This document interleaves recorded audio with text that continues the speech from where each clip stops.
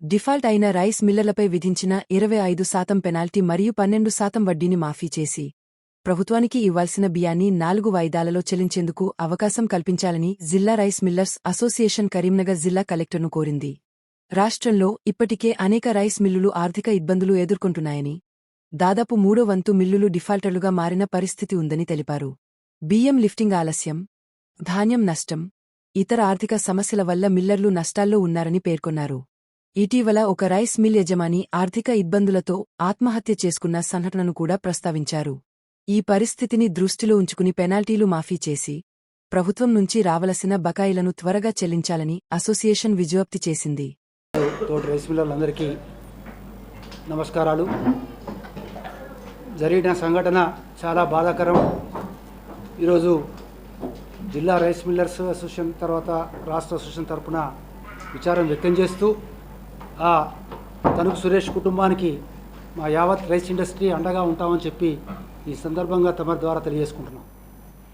ముఖ్యంగా ఇందాక సోదరుడు చెప్పాడు, నిజంగా రైతు లేనిదే రాజ్యం లేదన్నట్టు మరి రైతు పండించిన ధాన్యాన్ని ప్రాసెస్ చేస్తేనే ప్రపంచంలో ఆహారంగా స్వీకరించడానికి ప్రతి ఒక్కరికి తెలుసు. అది మీ అందరికీ కూడా తెలుసు. మరి ధాన్యాన్ని అయితే ఎవరు తినం, దాన్ని ప్రాసెస్ చేయాలి. ప్రాసెస్ చేయాలన్నప్పుడు ఈ ఇండస్ట్రీ రైతు ఎంతో ముఖ్యమో ఈ ఇండస్ట్రీ కూడా ప్రభుత్వానికి, ప్రజలకు, మనకు అందరికీ కూడా అంతే ముఖ్యం. సరే, వ్యవస్థలో లోపాలు ఉండొచ్చు, ఏదో ఒకటి అరా వ్యాపారం తెలియకనో తెలిసో అనివార్య కారణాలను నష్టపోయి ఉండొచ్చు. మరి ఈరోజు మన రాష్ట్రంలో దాదాపు 2015-16 సంవత్సరం నుంచి సొంత వ్యాపారం అనేది బంద్ చేసి కేవలం సీఎంఆర్ అని చెప్పి ప్రభుత్వం సీఎంఆర్ ధాన్యం కొనడము, మిల్లులకు ఇవ్వడము, దాన్ని ఎట్టెట్లా అయిపోయిందంటే ఫస్ట్ 4 లక్షలు, 5 లక్షలు, 10 లక్షల నుంచి అలా 1 కోటి టన్నుల ధాన్యం సంవత్సరం మీద 2 కోట్ల టన్నుల ధాన్యాన్ని కూడా మిల్ల మీద ఫోర్స్ఫుల్గా దించడం జరుగుతుంది. మరి మా సొంత వ్యాపారాలని మానుకొని ప్రభుత్వానికి సహకరించాలి. ప్రభుత్వ ఆధీనంలో ఉన్నాం కాబట్టి పరిశ్రమ నడుపుకోవాలి. ఈ పరిశ్రమ మీద సుమారు 5 లక్షల కుటుంబాలు బ్రతుకుతున్నాయి. పరోక్షంగా ప్రత్యక్షంగా 5 లక్షల కుటుంబాలు బ్రతుకుతున్నాయి. మరి మేము కూడా కొన్ని ఏళ్ళ నుంచి ఇండస్ట్రీలో ఉన్నాం. ఇంత గడ్డు పరిస్థితి అయితే మాత్రం ఎన్నడూ చూడలే. కేంద్ర ప్రభుత్వం కానీ రాష్ట్ర ప్రభుత్వం కానీ ఒక స్పష్టమైన విధానాన్ని నిర్ణయించక వాళ్ళకు అనుకూలంగా ఎప్పుడు ఏ అవకాశం పడితే అవకాశాన్ని తీరుగా దాన్ని గైడ్లైన్స్ మార్చుకుంటూ మిల్లర్లను ఇబ్బందిగా గురి చేస్తున్నారు. చాలాసార్లు రాష్ట్ర సంఘం తరఫున కూడా పెద్దలు ప్రభాకర్ రావు గారు, మా రాష్ట్ర అధ్యక్షులు, సెక్రటరీ గారు కూడా గత కేబినెట్ మంత్రులకు కూడా తెలియజేయడం జరిగింది. మరి ఈ డిఫాల్ట్ అనేది ఎవరి వల్ల అయింది, ఎందుకు అయింది? మరి రాష్ట్రంలో విపరీతమైన అంటే ఇప్పుడు ఎందుకంటే ఇండియాలోనే ప్రథమంగా తెలంగాణలో విపరీతమైన ధాన్యం వస్తుంది. ఆ ధాన్యానికి సరిపడే ఇండస్ట్రీ ఉందా లేదా అని ప్రభుత్వం ఆలోచన చేయట్లేదు. రైతుకి ఇబ్బంది కావద్దు, ఓకే రైతుకు సహకరించాలి, మనం కూడా సహకరిస్తాం, రైతు బాగుంటేనే మనం బాగుంటాం అనే ఉద్దేశం కొద్దీ ప్రభుత్వం ఎంత ధాన్యంగా ఉన్నా కానీ సరే ప్రభుత్వందే కదా, వాళ్ళే అవకాశాలు ఇస్తారు కదా, వాళ్ళే తీసుకుంటారు కానీ చెప్పి మా మిల్లర్స్ కూడా మోసపోయి అమాయకంగా వారు ఇచ్చిన ధాన్యాన్ని తీసుకోవడం, లేకపోతే కలెక్టర్లు, మంత్రులు బెదిరిస్తే కూడా తీసుకోవడం జరిగింది. అట్లా రైతు దగ్గర అకాల వర్షాలతోటి ఖరాబైన ధాన్యాన్ని కూడా రైతుకి ఇబ్బంది కావద్దని చెప్పి ప్రభుత్వాలు మా దగ్గర రిక్వెస్ట్ చేసినప్పుడు ఎన్నో రకాలుగా ప్రతి రైతు మిల్లరు సహకరించి ఆ ధాన్యాలను తీసుకోవడం జరిగింది. ఆ దెబ్బనే ఇవాళ మిల్లర్ ఇవాళ ఈ చావుకు ప్రధానమైనటువంటి కారణం. చిన్న ఇష్యూ అండి. మరి పెద్ద నిజామాబాద్లో ఉన్నారండి 100 కోట్లు, 150 కోట్లు, తమ పత్రికా మిత్రులకు తెలుసు. సూర్యాపేటలో ఉన్నారు, ఇంకెక్కడెక్కడ ఉన్నారు. 100 కోట్ల ఉన్న వదిలిపెట్టి ఈ 1 కోటి 2 కోట్లను వాళ్ళు కల్పించి వాళ్ళు 100% పెట్టడానికి సిద్ధంగా ఉన్నారు. వాళ్ళ పెనాల్టీలు మాఫ్ చేయమని కోరుతున్న సందర్భంలో వాళ్ళ మీద చిన్న వాళ్ళ మీద కత్తి దూడడం సరైన పద్ధతి కాదు. మరి అలా ఇండస్ట్రీ టోటల్గా రాష్ట్రంలో మాకు మిల్లర్స్కి రావాల్సినటువంటి 7-8 సంవత్సరాల నుంచి బకాయిలు, మా మిల్లింగ్ ఛార్జెస్ కానీ, కస్టోడియన్ ఛార్జెస్ కానీ, కస్టమ్ మిల్లింగ్ ఛార్జెస్ కానీ, డ్రైయేజ్ కానీ, ఏవి కానీ దాదాపు సుమారు 1000 నుంచి 1500 కోట్లు మాకు మిల్లర్స్కి రావాల్సిన బకాయిలు రాష్ట్ర ప్రభుత్వం దగ్గర ఉన్నాయి. మరి ఇంత డిఫాల్ట్ అంతా తీస్తే 400 కోట్లు కూడా లేదు. చాలా సందర్భాలు చెప్పాం, సార్ మీకు ఇచ్చేది తక్కువ ఉన్నది, మాకు ఇచ్చేది ఎక్కువ ఉన్నది, మాకు ఇవ్వండి అంటే వాళ్ళు కాలయాపన చేసుకుంటూ సబ్ కమిటీ అని ముఖ్యమంత్రి గారి దృష్టికి అని చెప్పి అధికారులు మరి ఏం చెప్తున్నారో ఏం పోతుందో తెలియదు. కానీ మిల్లర్స్ అంటే ఒక దొంగలుగా చిత్రీకరించడం జరిగింది. మరి ఇలా ప్రపంచానికి అన్నాన్ని ప్రాసెస్ చేసి పంపిస్తున్నటువంటి ఇటువంటి మిల్లర్ను ఒక దొంగలుగా చిత్రీకరించడం చాలా బాధాకరం. ఎందుకంటే ఇందాక మా సోదరుడు చెప్పినట్టుగా రైస్ మిల్లర్ పిల్లలంటే కూడా పిల్లలు ఇష్టట్లేరు, చేసుకునేటట్లేని పరిస్థితికి వచ్చింది. ఒకప్పుడు వ్యాపారస్తులు అంటే ఎంతో విలువ ఉండే సమాజంలో ఆ విలువ మొత్తం ఈరోజు ఈ ప్రభుత్వాల యొక్క నిర్ణయాల వల్ల వారు ఇచ్చే జీవోల ఆధారంగా మా యొక్క విలువలుగా పడిపోతున్నాయని చెప్పి మీ ద్వారా చేస్తున్నాం. దయచేసి మరి ఈ సంఘటన జరిగి 4 రోజులైంది. మీ అందరి పత్రికా మన జిల్లా కరీంనగర్ జిల్లా పత్రికా సోదరిని విన్నవించుకుంటున్నా, ఈ ఇష్యూను మీరు రాష్ట్ర ప్రభుత్వం దృష్టికి అదేవిధంగా కేంద్ర ప్రభుత్వం దృష్టికి పోయేటట్టుగా మీరు పత్రికల్లో ఎలక్ట్రానిక్ మీడియా కానీ ప్రింట్ మీడియా కానీ మీరు తీసుకెళ్ళి మా వెంబడ మీరు సహకరిస్తారని చెప్పి ఈ జిల్లా రైస్ మిల్లర్లందరం కూడా కోరుకుంటున్నాం. లేకపోతే ఇండస్ట్రీ మనగానే కష్టమవుతుంది. మరి దీన్ని ఇంతటితో మేము వదిలిపెట్టాం. ఇవాళ జిల్లా నాయకత్వం, జిల్లా రైస్ మిల్లర్స్ అందరూ అదేవిధంగా రాష్ట్రం కూడా ఒకటే చెప్పి సురేష్ కుటుంబానికి అండగా ఉంటాం. ఏదైనా ఉంటే మీకు రావాల్సిన బకాయిలు తీసుకోండి, వద్దని అంటలేము మేము. కానీ దానికి ఒక పద్ధతి. మరి ఎన్నో కోట్ల రూపాయలు, కొన్ని కోట్లు పెద్ద పెద్ద మల్టీనేషనల్ కంపెనీలు ఎన్నిటికో వాళ్ళకి వడ్డీ రాయితీ అని చెప్పి వన్ టైం సెటిల్మెంట్ సర్వే అని ఎన్నో చేస్తున్నారు. మేము అడుగుతున్నది ఏంది, మీకు ఇచ్చే 100% తీసుకోండి. దాన్ని విడతల వారిగా ఇవ్వడానికి సిద్ధంగా ఉన్నారు. వాళ్ళు ఆశలు అమ్ముతారా, జాగలు అమ్ముతారా, లేకపోతే తోటి మిల్లర్ దగ్గర తెస్తారా, ఇవ్వడానికి సిద్ధంగా ఉన్నాం. ఎగబెడతామని చెప్తలేము. ఎందుకు సార్ అదంతా కన్నా ఎక్కువ? మా 700 మాకు 1500 కోట్లు మీ దగ్గరనే ఉన్నాయి. మీకు వచ్చేదంతా 400-500 కోట్ల ఈ డిఫాల్ట్ రైస్ మిల్లర్ నుంచి వచ్చేది 400-500 కోట్ల డబ్బు. అంతకు 3 డబ్బు మీ దగ్గర ఉన్నది. మా ఇవ్వడానికి లెక్కలు చేయడానికి లెక్కల దగ్గర వాళ్ళ స్టాఫ్ ఉండదు, వాళ్ళ కంప్యూటర్స్ పనిచేయి, వాళ్ళ ఆడిట్ ఉండదు. వాళ్ళకు వచ్చేది మాత్రం ఇంటర్లో పెట్టాలి. ఇందాక అన్నట్టుగా మరి 1 కోటి టన్నుల ధాన్యం రైస్ ఇండస్ట్రీలో దించారు. నా మిల్లు సుమారు 2 టన్ కెపాసిటీ అయితే 6 టన్ కెపాసిటీ చేసి నేను 300 దించుకుంటుంటే 1000 లారీలు జబర్దస్త్గా దించారు. ఎంఆర్ఓలు డీటీలు వాళ్ళు పెట్టంటే వాళ్ళ తప్పులే, పై ఆదేశాలు వాళ్ళు పాటిస్తారు. కాబట్టి ఈ గవర్నమెంట్ ఎందుకు ఆలోచిస్తలేదు? మేము ఒకటే కోరేది, రేపు రాబోయే రోజుల్లో మీరు ఎంత పంట వాడితే మీరు అంత కొనుక్కొని, మీ గవర్నమెంట్ కెపాసిటీ ఉంది, కొనుక్కొని గోడౌన్లో పెట్టుకోండి. మేము మాత్రం మిల్లింగ్లో, పరిశ్రమలో, ఇండస్ట్రీలో ఈ పని చేయలేము. ఎప్పుడు చేస్తాము? మాకు ఉన్నటువంటి ఫెసిలిటీలను కలపాలి, మాకు రావాల్సిన బకాయిలని ఇవ్వాలి. మరి ఇలా ఈ జరిగినటువంటి ఒక ఆత్మహత్య కారణం ఎవరో, దాన్ని ఏందో అని చెప్పి పరిశీలన చేయాలి. ఆ కుటుంబానికి ప్రభుత్వంతో కూడా సహాయం చేయాలి. మేము కూడా రైస్ ఇండస్ట్రీ కూడా మాకు తోచిన సహాయం మేము కూడా చేయడానికి కూడా మీ అందరూ కూడా సహాయపడాలి.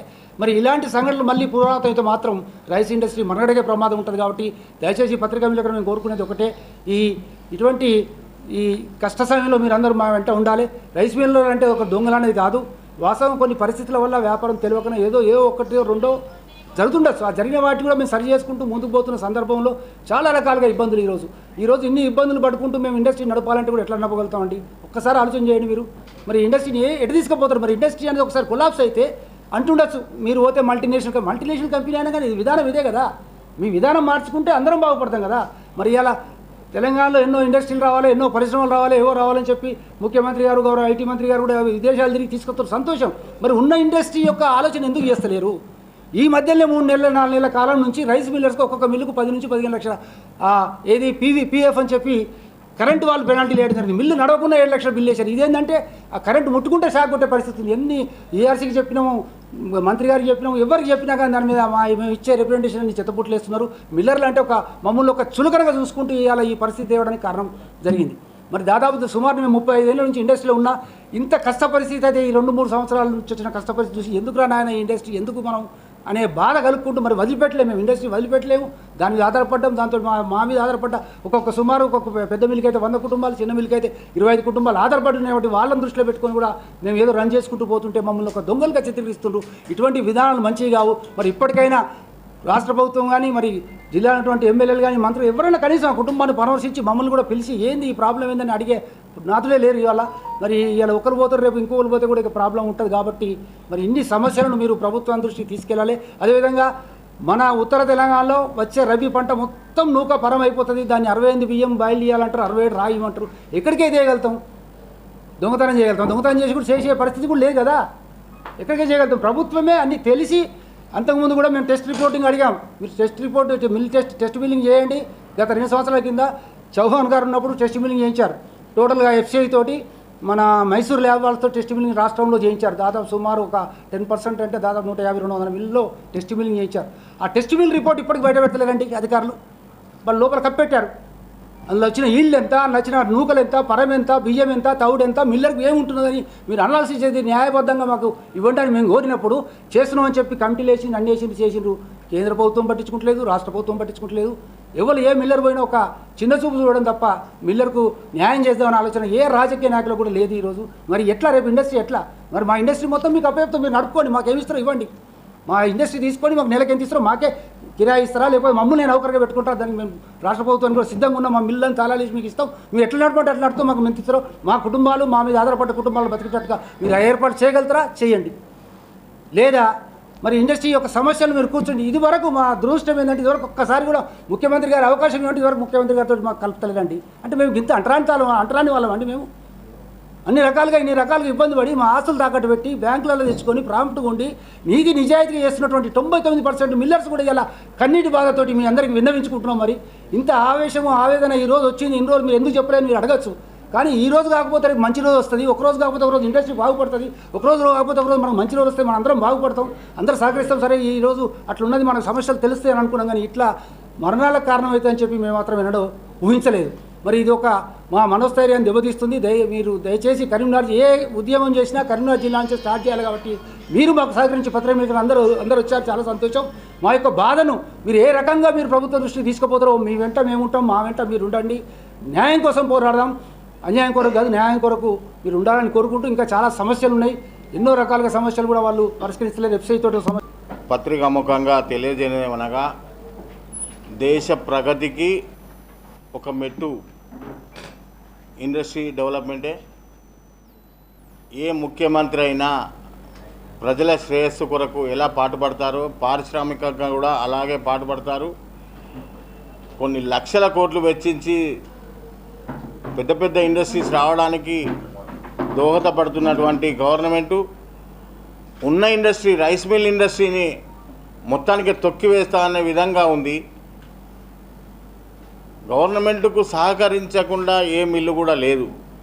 రైతుల దగ్గర ధాన్యాన్ని తీసుకున్నప్పటి నుంచి వారికి బియ్యం చెల్లించే దిశగా ప్రతి రైస్ మిల్లర్ కష్టపడితేనే వస్తుంది. ఇక్కడ ఒక రైస్ మిల్లర్కి యజమానే కష్టపడతలేడు. రైస్ మిల్లులో ఉన్నటువంటి ప్రతి డివిజన్లో అంటే డ్రైవర్లు కానీ, హమాలీస్ కానీ, లేబర్ కానీ, మాతోని కరెంటు బిల్లులు కానీ, జిఎస్టీ కానీ చెల్లించడం జరుగుతుంది. కానీ ప్రభుత్వం కొన్ని నిర్ణయాల ద్వారా చాలా నష్టపోవడం జరుగుతుంది. ఒక 3-4 ఇయర్స్ కింద నుంచి బియ్యం షార్టేజ్ చేస్తేనే రైస్ డెలివరీ తీసుకుంటామనంటే ప్రతి ఒక్క ఇండస్ట్రీ మళ్ళీ 1 కోటి రూపాయలు వెచ్చించి తగిన పరికరాలను తీసుకొని చేయడం జరిగింది.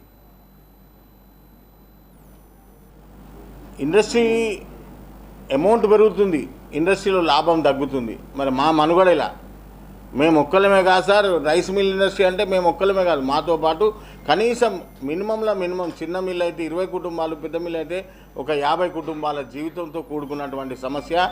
దాదాపు 3500 రైస్ మిల్ అంటే దాదాపు 1,00,000 పబ్లిక్. అప్పుడు మీకు పెద్దగా కనబడచ్చు, మేము ఇండస్ట్రీ బంద్ చేసుకుంటే మేము 2 పూటలు కాకుండా 1 పూట తిని బతుకుతాం కాదు. మా కిందున్న లేబర్ పరిస్థితి ఏంది, మా కిందున్నటువంటి హమాలి పరిస్థితి ఏంది, రేపు వచ్చే పరిస్థితి ఏంది, రేపు వచ్చే క్రాప్ ఏంటిది. ఉత్తర తెలంగాణలో రబీ పంట మొత్తం కూడా బయలు బేషరతుగా తీసుకోవాలి. ఎన్ని లక్షల టన్నులు అయితే అన్ని లక్షల టన్నుల బియ్యానికి ఒకటే ఆర్డర్, సింగిల్ ఆర్డర్, ఎన్ని బియ్యం తయారైతే అన్ని బియ్యం తీసుకునే విధంగా చేయాలి. సగం తీసుకున్నాడు 20,000 అడుగుడు 25,000. ఇంకా మేము చెప్పాలంటే చాలా బాధ ఉంది. Civil supply corporation, state corporation ధాన్యం కొంటుంది, సెంట్రల్ కార్పొరేషన్ బియ్యం తీసుకుంటుంది. ఇక్కడ టార్గెట్ లేదంటే రైస్ మిల్లర్ రోడ్ పోయి మినిస్టర్లను బతలాడే కాలం వస్తుంది. సార్ ఎట్లా అని, ఇవి మా వడ్లు కాదు, ఇది గవర్నమెంట్ ధాన్యము, రైతుల ధాన్యము. ఇక్కడ ఆగిన రైతులకు ఇబ్బంది, ప్రభుత్వానికి ఇబ్బంది. మరి రైస్ మిల్లర్ దగ్గర బియ్యం ఉన్నాయన్న కనీసం తీసుకోమంటే కూడా తీసుకుంటలేరు. దాదాపు 60 రోజుల నుంచి కూడా ఒక మినిమం చిన్న మిల్లు మెయింటెనెన్స్ 3 లక్షలు అయితే పెద్ద మిల్లు మెయింటెనెన్స్ 10 లక్షల రూపాయలు అవుతుంది. మేము నడపకుండా కరెంటు బిల్లు ఇవ్వాల్సి వస్తుంది, కట్టాల్సి వస్తుంది. మరి ఇదంతా కూడా గవర్నమెంట్ ఆలోచించాలి. ఒక తరపున రైస్ మిల్లర్ వ్యాపారం చేసేవాడే దొంగ కాదు సార్, ఒక వ్యాపారం చేసేవాడే దొంగ అని నిర్ణయం తీసుకొని అదే మాదిరిగా ట్రీట్మెంట్ చేస్తా అంటే కలవది. వ్యాపారంలో నిజమైన దొంగలు ఉంటే నిజంగానే వాడు దొంగ అని తెలియదు ఉంటే ఏ శిక్ష అనుభవించినా, ఏ శిక్ష వేసినా కూడా మేము సిద్ధంగా ఉన్నాం.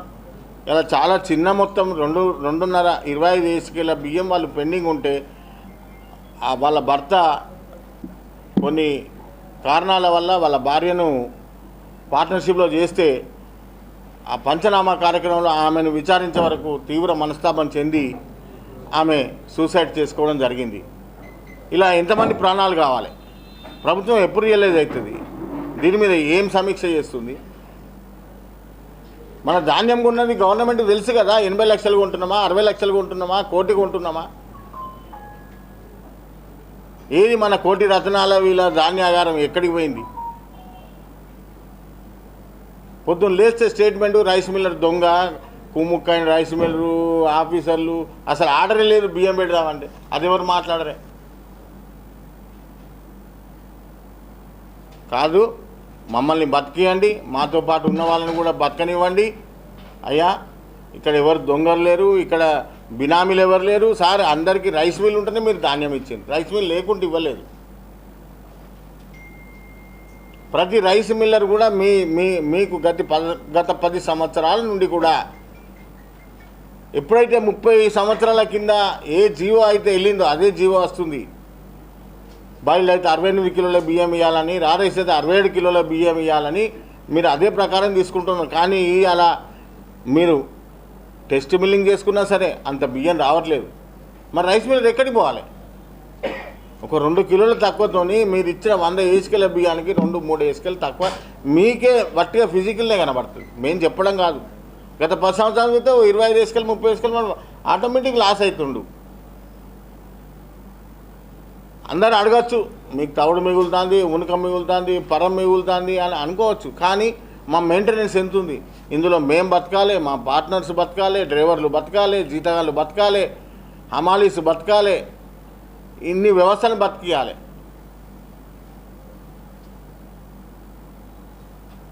ఒక వ్యవస్థ నడవాలంటే, ఒక రైస్ మిల్లుకు ఒక వ్యవస్థ నడవాలంటే ఒక కొత్త వ్యవస్థ పెడితే సుమారు 18 రకాలైనటువంటి సర్టిఫికెట్లు ఉంటేనే నడుస్తుంది.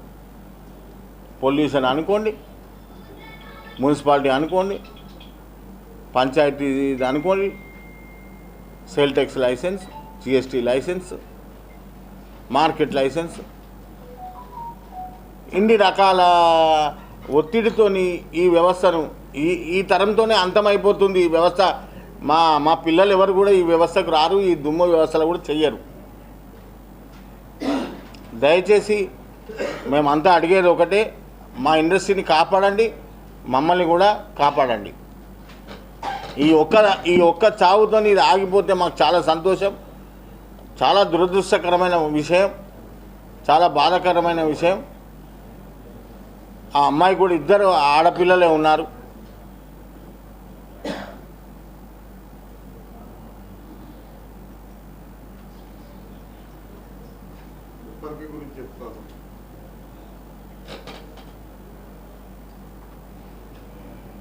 Government,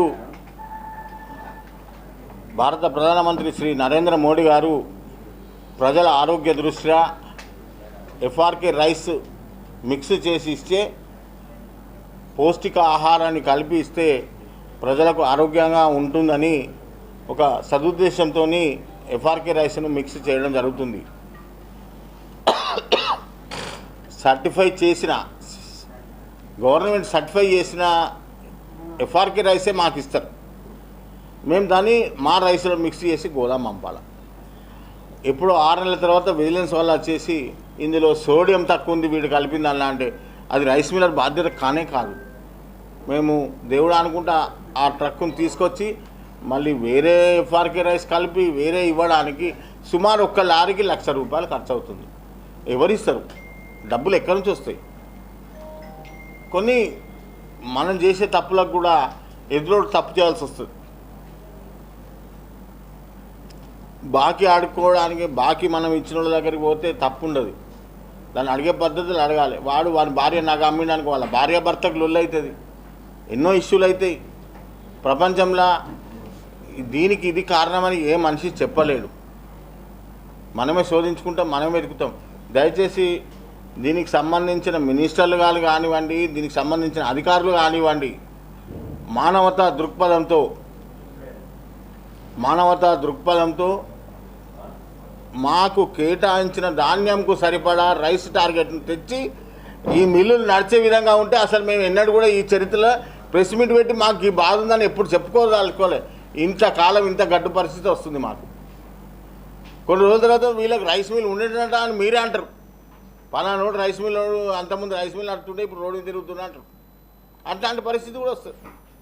with in short period ఇన్ని కండిషన్లతో వ్యాపారం చేయాలని కలవది. ఇప్పుడు మా పిల్లలకి ఎవరైనా అంటే వాళ్ళకి 2 రైస్ మిల్ అబ్బా ఆవిడ ఆలోచించాలి అనే భావన వస్తుంది. మాకు చాలా ఇబ్బందిగా ఉంది. దయచేసి మీడియా ద్వారా మేము తెలియజేయలేదు ఏమనగా ఇండస్ట్రీలో జీవిస్తున్నటువంటి ప్రతి పౌరుడి యొక్క బాధ్యత కూడా ప్రభుత్వానిదే. కాబట్టి మీరు మాకు లాస్ట్ ఇయర్ 2024లో వచ్చిన ధాన్యము 25లో పెడదామంటే ఒక బస్తా 3 కిలోలు కట్ అవుతుంది సార్. మట్టిగానే ఆవిరైపోతుంది, నుషి అవుతుంది, దానికి కొక్కు పడుతుంది. కొక్కు బట్టి అంటే ఇలా అందరికీ తెలుసు, మేమేదో కొత్తగా చేసింది కాదు. ఆ కొక్కును మనమేం ఆపలేము. ఆ కొక్కు పురుగు తిన్నదాన్ని అదంతా వాటి ఊక కిందికే కానీ బియ్యం వెళ్ళాయి అందులో. ఈ షార్టేజ్లన్నీ మేము పెట్టుకోవడం మాకు ఎక్కడి నుంచి అవుతుంది, మాకు ఎక్కడి నుంచి కాదు. ఇప్పుడు రాబోయే పీరియడ్లలో మరీ మీరు మంచి రైస్ వేయాలి, బైల్డ్ 5% వేయాలి, రా రైస్ 10% బ్రోకెన్తో వేయాలంటే కానే కావు అవి. మేము ఎక్కడికి పోతాం? మేము వేరే కాడ ఏదో తెచ్చి ఇలా పోసి ఇదేదో తినిపించడానికి వీలుండదు. రైస్ అంటే రైసే, అంతే ఉంటుంది. కాబట్టి దయచేసి మా మీద పెద్ద మనం చేసుకొని ఈ ఇండస్ట్రీని కాపాడాలని గౌరవ ముఖ్యమంత్రి గారికి, సివిల్ సప్లై మంత్రి గారికి, అధికారులకు అందరికీ కూడా తెలియజేస్తున్నాం.